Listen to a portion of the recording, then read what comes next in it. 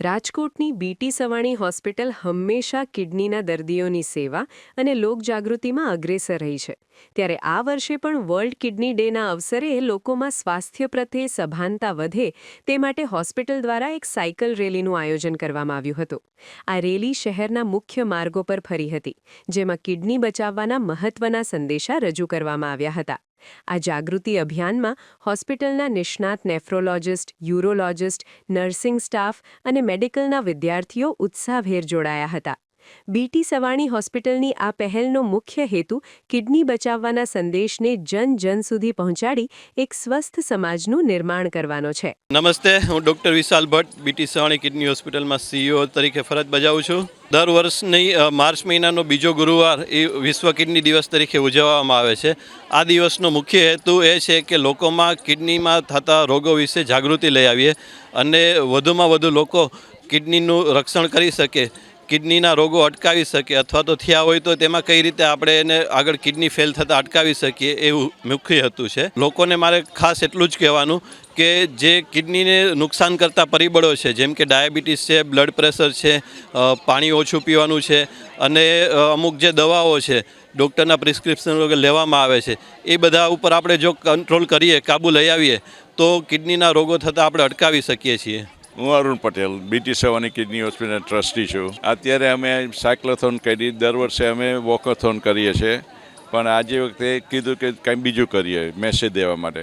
તો કી મેસેજ દેવો છે કિડની ડેમાં કે કેવી રીતે આપણી શુદ્ધ લાઈફસ્ટાઈલ રહેવાની છે. આ બધું રોગો ડાયાબિટીસ ને બ્લડ પ્રેશરને લીધે વધારે થાય છે, ખબર નથી પડતી, પણ ધીરે ધીરે વધી જાય છે. ત્યારે 15-20 વર્ષ પછી કિડની બગડવા માંડે છે. એટલે મેઇન મેસેજ છે કે તમે તમારો ડાયાબિટીસ ને શુગર ને બીપી કંટ્રોલમાં રાખો તો કિડની બચી જાય. એટલે આપણા વિસ્તારમાં દર 10 માણસે એક માણસને કિડનીનો પ્રશ્ન થાય છે. તો કિડનીનો રોગમાંથી બચવા માટે ખાસ જે હમણાં વાત થઈ એ પ્રમાણે નિયમિત ડાયાબિટીસ, બ્લડ પ્રેશર અને એની નિયમિત સારવાર કરવી અને ખાસ કરીને જંક ફૂડ એટલે કે પેકેટ ફૂડથી દૂર રહેવું અને આપણી લાઈફસ્ટાઈલમાં સુધારો કરવો. જેમ આજે સાયકલ યાત્રા કાઢી એ જ રીતે આપણે નિયમિત આપણે કંઈક ને કંઈક એક્સરસાઇઝ કરતા રહીએ, આપણે ખાવા પીવામાં ધ્યાન રાખીએ તો આપણે આપણી કિડનીને વધુને વધુ સારી કરી શકીએ. Nephrologist, kidney specialist, BT Savani kidney hospital રાજકોટથી. કિડની દિવસમાં આપણે જોઈએ તો મેઇન યંગ એજમાં હવે નાના ઉંમરે બ્લડ પ્રેશર આવે છે. આ બ્લડ પ્રેશરને કારણે કિડની ફેલિયર થાય છે. અને સેકન્ડ થિંગ ઓબેસિટી, વજન વધારે હોવો એક રોગ છે. આપણે લોકો ખાલી ડાયાબિટીસને રોગ ગણીએ છીએ, વજન વધારે બી એક રોગ છે કે એને કારણે વજનને કારણે કિડની ફેલ થઈ શકે છે. અને લાઈફસ્ટાઈલ, ફૂડ હેબિટ્સ, બહારનું જંક ફૂડ્સ, બ્લડ પ્રેશરની રેગ્યુલર તપાસ કરવી. ઘણીવાર આપણે લોકો બ્લડ પ્રેશર ચેક નથી કરતા, પણ રેગ્યુલર તમારે વર્ષે એકવાર તમારું બ્લડ પ્રેશર ચેક કરવું જોઈએ. એવી રીતે શુગરનું હેલ્થ ચેકઅપ કરવું જોઈએ રેગ્યુલર. અને ખાવા પીવામાં તમારે નમક ઓછું ખાવાનું અને ખાસ પાણી વધારે પીવાનું, કારણ પાણી ઓછું પીવું એના કારણે પથરીના રોગ થાય, કિડની ફેલિયર થઈ શકે. અને રેગ્યુલર કિડનીની તપાસ કરવી, એના માટે blood test, urine test, sonography. તો આ બધી જાગૃતતાથી આપણે કિડનીને બચાવી શકીએ. અને prevention is always better than cure, કારણ કે કિડની ફેલિયરમાં પછી આગળ જતાં ડાયાલિસિસ કરવું પડે, કિડની ટ્રાન્સપ્લાન્ટ કરવી પડે. હું ડૉક્ટર મહિપાલ ખંડેલવાલ, બાળકોનો કિડની સ્પેશિલિસ્ટ. હું થોડા ચોંકાવાના ફિગર્સ કહીશ તમને કે આપણે ઇન્ડિયન સેટઅપ ઉપર દર 10 લાખે છોકરાઓના ઉપર 49,000 બાળકો કોઈ જાતની કિડની બીમારીઓથી ગ્રસ્ત છે. એના મુખ્ય કારણો એ જન્મજાત કારણો છે, વારવાર પેશાબમાં ચેપ લાગવા, બાળકોમાં થતી પથરી જે મોટા માણસોથી જુદા કારણો હોય છે.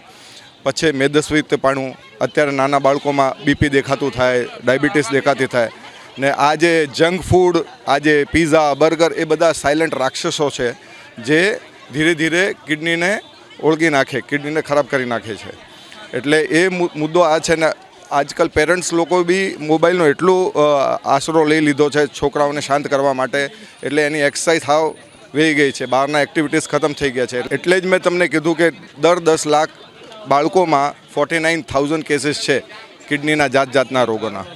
એના મુખ્ય કારણોમાં જન્મજાત કારણો છે, બીજા કિડનીની ગળણીના જે સોજા થઈ જાય જેને ગ્લોમેરુલોનેફ્રાઇટિસ ને નેફ્રોટિક સિન્ડ્રોમ કહેવાય, એ મુખ્ય કારણો. પછી બીપી, ડાયાબિટીસ, લાઇફસ્ટાઇલ ડિઝીઝ, મેદસ્વીતાપણું, ઓબેસિટી, એના કારણે આ રોગ થતા હોય છે. અને વારવાર પેશાબમાં ચેપ લાગવો, પેશાબમાં થતી પથરીઓના લીધે કિડનીના રોગો થાય છે. એટલે એની કાળજી પહેલાં પહેલી તો 1 થી 1.5 કલાક બાળકોને બહાર આઉટડોર એક્ટિવિટી કરાવવાની, સ્કૂલ સિવાય મોબાઈલથી દૂર રાખવાના, જંક ફૂડ અવોઇડ કરવાના, ઓવર ધ કાઉન્ટર પિલ્સ વગર સમજી આપણે ડૉક્ટર નહીં દેખાડવું જઈને પેન કિલર્સને એવી દવાઓ ખાઈ લેતા હોય જે આગળ જઈને ધીરે ધીરે કરીને કિડનીને ખરાબ કરી દેતા હોય છે.